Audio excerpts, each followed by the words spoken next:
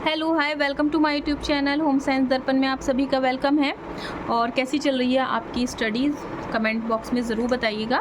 हम क्लास 9 की book cover कर रहे हैं जिसमें हमारा जो चल रहा है चैप्टर वो है क्लॉथ, फाइबर एंड काइंड्स। ठीक है, इंट्रो मैंने करा दिया है, मैंने कपास भी करा दिया है, लिनन भी करा दिया है, वूल और सिल्क भी हो गया है।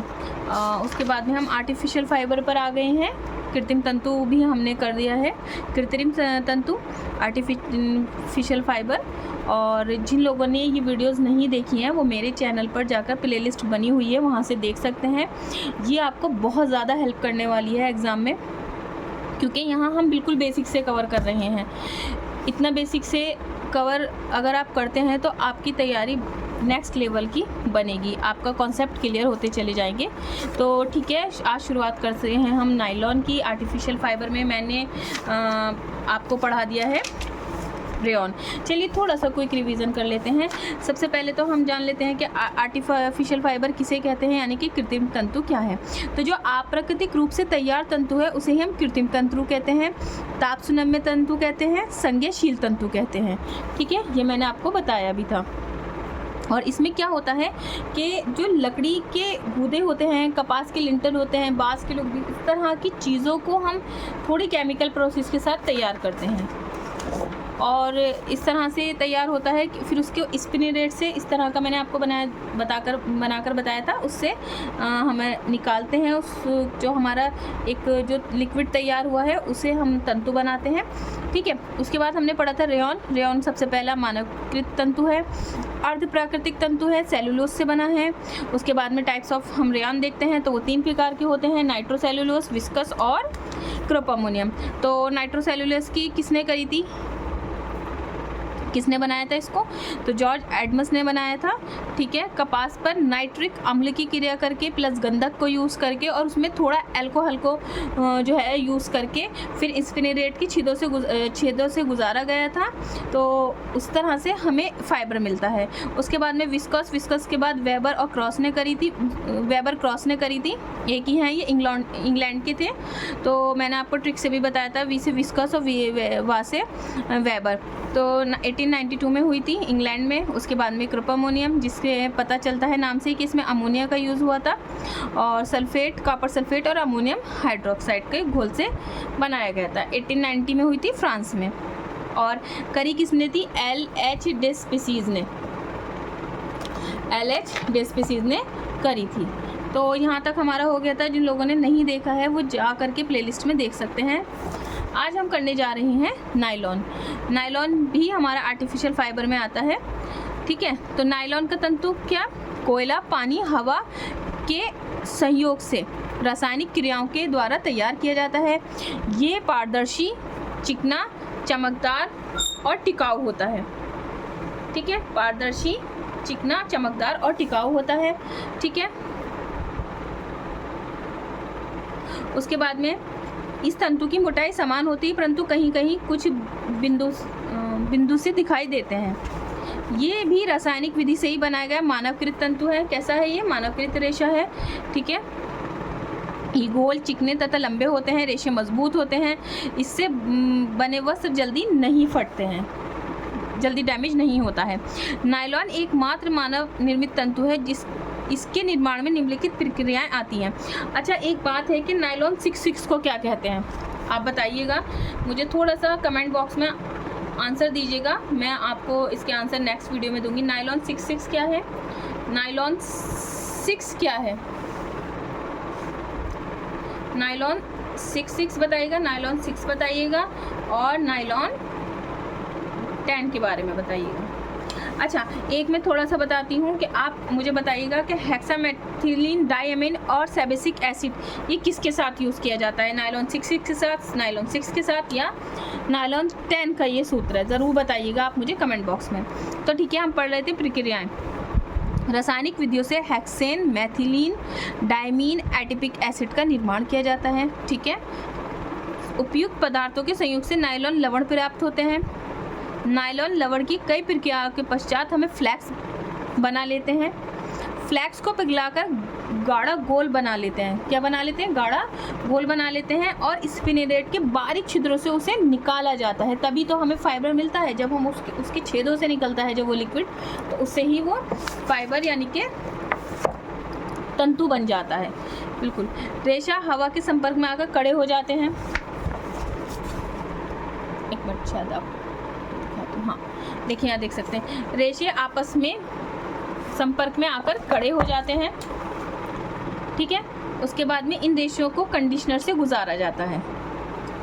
नायलॉन तंतु की विशेषताएं, भौतिक गुण पढ़ते हैं पहले इसके, और फिर हम पढ़ेंगे इसके रासायनिक गुण। भौतिक गुण, ये एक रासायनिक रेशा है। ठीक है। तो कार्बन भी है, हाइड्रोजन भी है, नाइट्रोजन भी है और ऑक्सीजन भी है। अगर एग्जाम में क्वेश्चन बनता है PYQ में कि नायलॉन के बारे में आपको कार्बन दे दिया, हाइड्रोजन दे दिया और ऑक्सीजन दे दिया, है ना, तो इसमें अगर आपसे कोई एक चीज़ मिस कर दी जाए तो आपको पता होना चाहिए कि इसमें कार्बन भी है, हाइड्रोजन भी है, नाइट्रोजन भी है और ऑक्सीजन भी है। समूह के रूप में होता है। अणुवक्षीय पे देखेंगे अत्यंत पारदर्शी होता है, मतलब ट्रांसपेरेंट होता है, चिकना होता है और गोलाकार होता है। ये अनुदैर्ध्य है और ये इसका अनुप्रस्थ है। मजबूती, अत्यधिक मजबूत होता है। देखिए रासायनिक रेशा है तो जाहिर सी बात है कि मजबूती भी इसमें देखने को मिलेगी।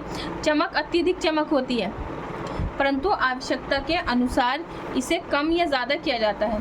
अच्छा, जब बहुत ज़्यादा चमक होती है तो उस रेशे को किस तरह से कम किया जाता है, ये आप मुझे आंसर में ज़रूर बताइएगा। अच्छा, नायलॉन को हम और किस नाम से जानते हैं, ज़रा बताइए। नायलॉन को आप किस और नाम से जानते हैं? नायलॉन को हम मैजिक फाइबर भी कहते हैं। जैसे कि हम रेयॉन को सिल्क की संज्ञा देते हैं, इसी तरह से मैजिक फाइबर है यानी कि जादुई रेशा। चमक अत्यधिक होती है, ताप में अच्छी संवाहक नहीं होती, इसका प्रयोग जाड़ों के मौसम में करना चाहिए। ठीक है। तनाव का प्रभाव, तनाव डालने के पश्चात ही अपनी पुरानी स्थिति में आ जाता है। लचीलापन, इनको खींचकर छोड़ने के बाद ये अपनी पुरानी स्थिति में आ जाता है, यानी कि प्रत्यास्थता और प्रतिस्कंदता दोनों ही इसमें गुण पाए जाते हैं। अवशोषणता का अभाव होता है, जाहिर सी बात है केमिकल से बना हुआ है और इसमें सेलुलोज वगैरह का कोई यूज़ नहीं है, तो इसमें अवशोषकता का अभाव रहता है। ताप का प्रभाव, नायलॉन तंतु जलते नहीं बल्कि पिघल जाते हैं। धूप का प्रभाव, धूप में खुला रखने पर इसकी शक्ति पर प्रभाव पड़ता है। अब हम आ जाते हैं रासायनिक गुण पर। वह हमने पढ़े थे भौतिक गुण, अब हम पढ़ लेते हैं रासायनिक गुण। क्षार का प्रभाव, क्षार का प्रभाव नहीं पड़ता है। ठीक है। ब्लीच, हाइड्रोजन परऑक्साइड बेस्ट है। रंगों का प्रभाव, नायलॉन के रेशे सभी प्रकार के रंगों से रंग लिए जाते हैं। फफूंदी व कीड़े का प्रभाव नहीं लगता है क्योंकि रासायनिक रेशा है। ठीक है। और उसके बाद में थोड़ा सा हम और जान लेते हैं डेक्रोन या टेरिलिन। नायलॉन की तरह ही ये भी एक कृत्रिम तंतु है। इसके निर्माण की निम्नलिखित प्रक्रियाएं होती हैं। इसके निर्माण में डाई, मिथाइल, टेलीफेथलेट और ग्लाइकोल का उपयोग किया जाता है। इसमें उत्प्रेरित एस्टर का भी उपयोग किया जाता है, यानी कि प्रयोग किया जाता है। तैयार पदार्थ को पिघलाया जाता है और पिघलाने के बाद वही प्रक्रिया के स्पिनरेट के माध्यम से उसे निकालकर धागा तैयार किया जाता है।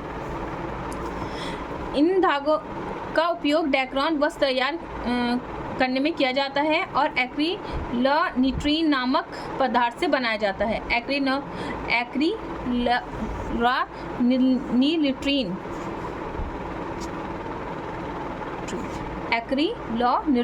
नामक पदार्थ से बनाया जाता है।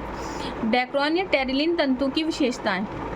अब यहाँ पे हमें डेक्रोन और टेरिलिन की जो है विशेषताओं के बारे में बताया है। ये तंतु अत्यधिक मजबूती के लिए प्रसिद्ध है, तनाव क्षमता अधिक है, ताप के अच्छे संवाहक हैं, प्रतिस्कंदता और तन्यता का गुण अधिक पाया जाता है।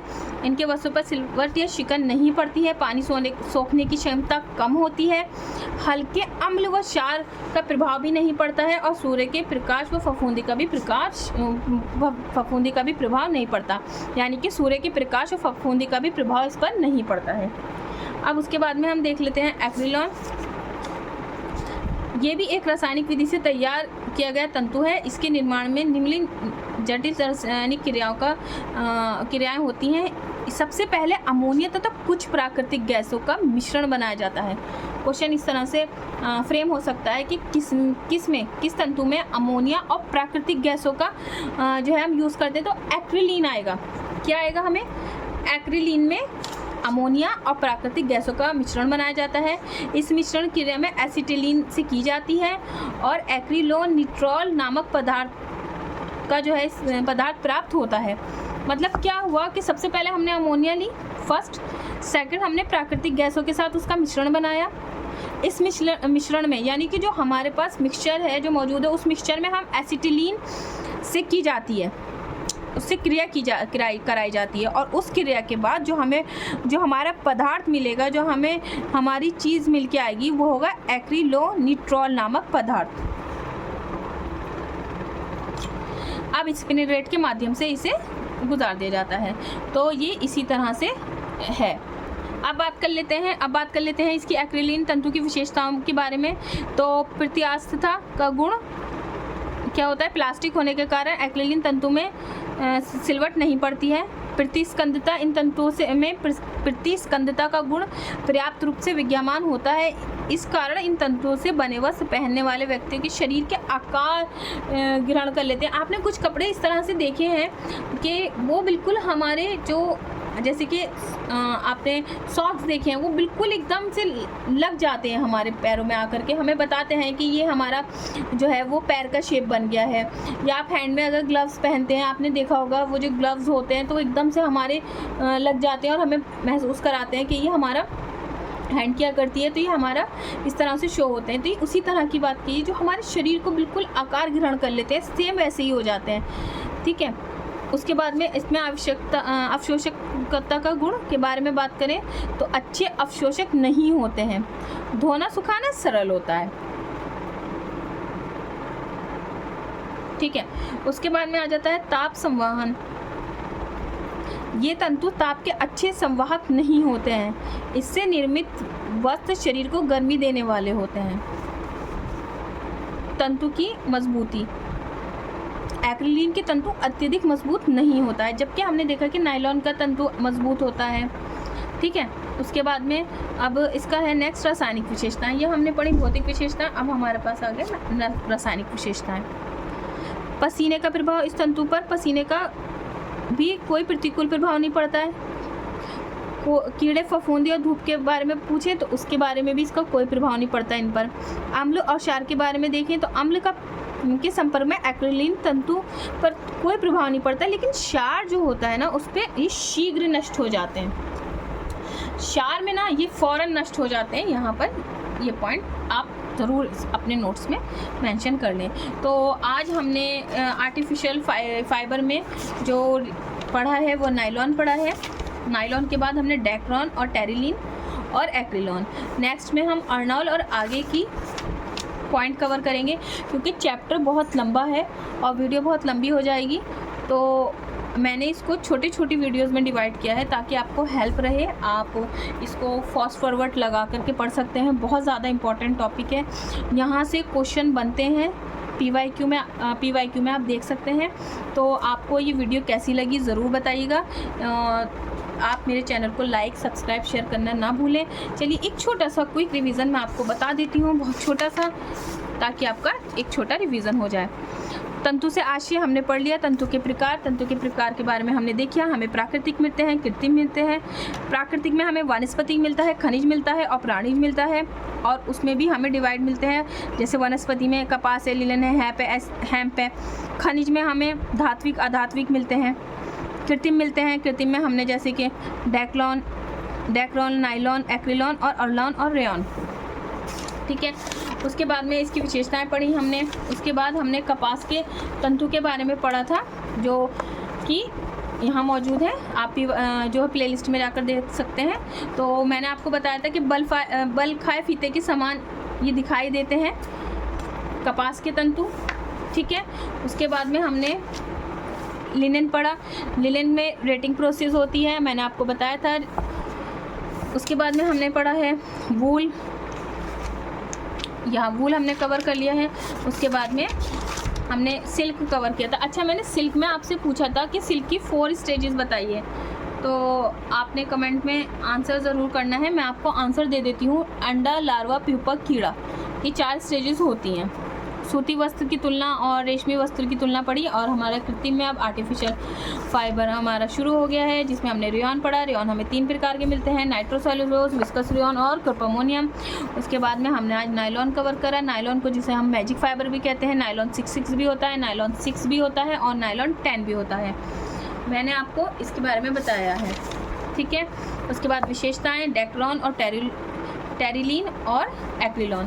तो thank you so much for watching video. Please like, subscribe my channel. Thank you so much.